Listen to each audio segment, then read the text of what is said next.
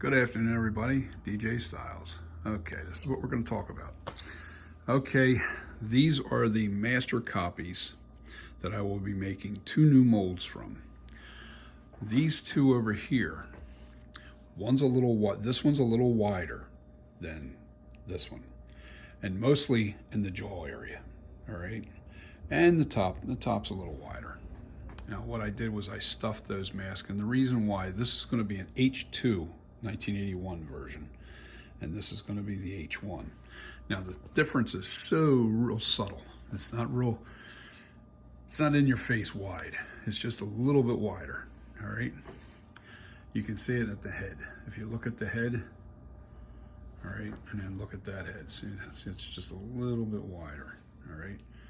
A little bit shorter too, this way.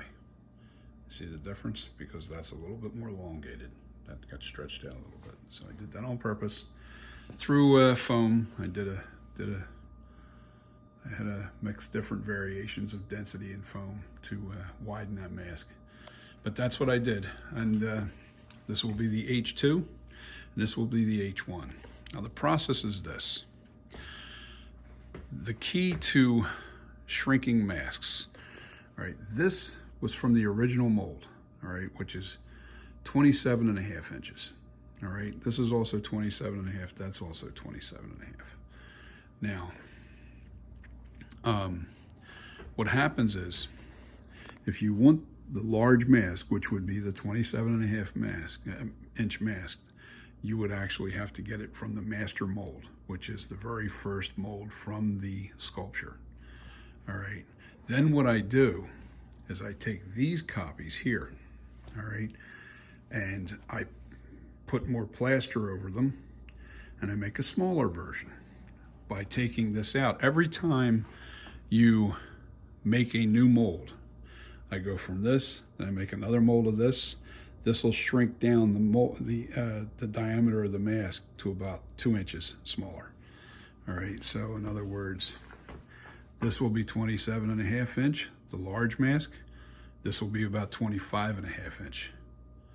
All right, so that's going to be the sizes, 27.5, 25.5. Now, to give you a general idea, the Trick or Treat Studios 2018, mask, everybody complained it was pretty small.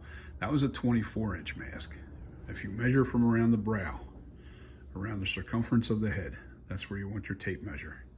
Well, and what you do is you measure from there. I was measuring from the nose, and a buddy of mine, my man Nick over at Handy Boy Studios, informed me, no, measure the brow area from here. So from now on, I'll measure from there. Look, I'm new in this business, and I'm going to take all the advice I can grab. So it's not about the art. The art, everybody's, you're either good or you're not. But the tricks to, when people share tricks of the trade to show you how to, accomplish things. Like Nick showed me that I had to texture the sculpture because paint wouldn't grab too well if it was super smooth, and he was right. And thank you very much, Nick. Which, by the way, I'm sending a mask out to Nick for his help, because he has been really informative and very helpful, and love you, guy. Thank you. So this is what I'm going to be doing. Now, what you're seeing here is I had some imperfections. I had a couple air bubbles that were right on the surface, so I filled them with latex, and in this area, which is not going to make a big difference because that's getting cut out anyway. But I just wanted those edges just right, perfect. It's more about the edges. You're not seeing that anyway. It's too dark. But anyway, yeah, there was a couple air bubbles. There's another one that was right here that's almost cured, but I have to lightly sand that down with a special type of brush that's on a Dremel. It's actually a felt brush that I use that smooths out that latex bumps or anything, there are imperfections. You can, like when you're trimming it on the seams, all these seams here that go around where the clay was. Yeah, you want to sand them down with that type of brush. You don't want to sand it with sandpaper because, one, you don't want anything flat. The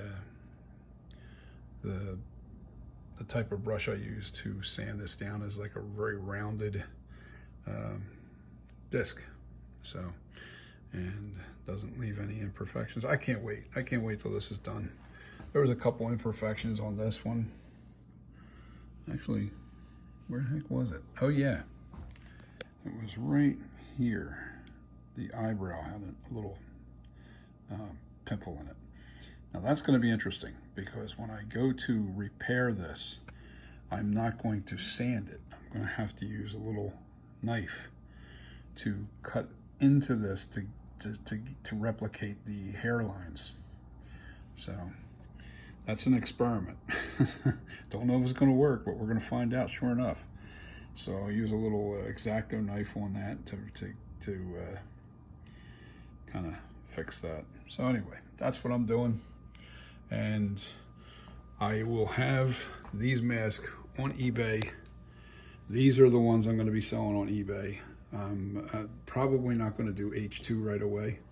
I'm going to stick to doing H1 for a little while, test market it, and then I'll move on to H2, and then we're going to go into 2018, and then the Halloween 2018 Halloween, and then I'm going to do Halloween Kills, which comes out this October. And then I might do whatever they're going to do with the final film. I don't know. Nobody really knows at this point what they're doing. I have a feeling, it's just a gut feeling, because that mask is burnt. I mean, 2018 had all the wear and all the cuts and everything, but at the end of that movie, he got shot in the cheek and he got burnt. So therefore, spoiler, sorry. So he got burnt and the whole side of the face was burnt. And I don't know how much longer that mask is going to hold up through Halloween Kills.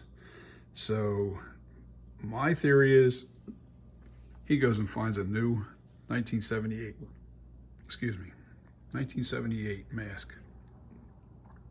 He'll go back to the original at some point. Finds another mask. I have a feeling that's what's going to happen. But if that's the case, good. I don't have to make another mask. I already have it. I'm hoping to just do 2018 out of my sculpture, and then the Halloween ends, Kills, and then ends. Halloween Kills after that. That's what comes out this October.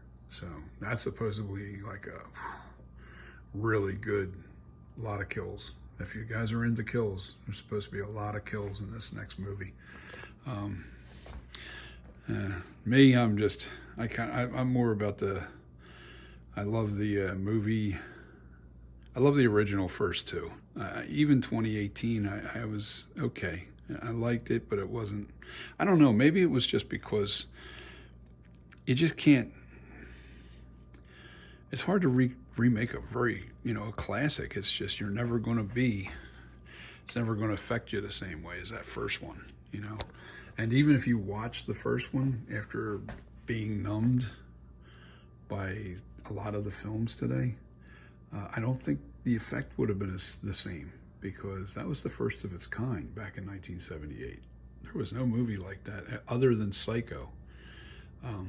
1978, the horror genre has just started. Now, I'm going to say, you got Texas Chainsaw Massacre.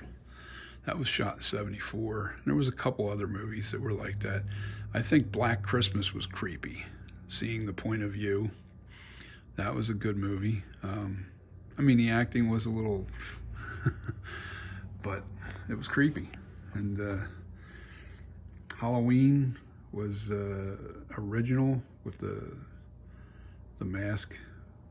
There was a lot to it. But like, I've seen some people doing reaction films or reaction videos on YouTube, and some of the younger people just don't really get affected by the original at all. They love the music. They like the Michael Myers, the mask. They like the costume. But they really didn't, the film didn't work for them like it did for us. You know, I was only 16 when that movie came out. But I'm rattling on about things you guys probably already know. So I'm going to say peace. Have a great weekend.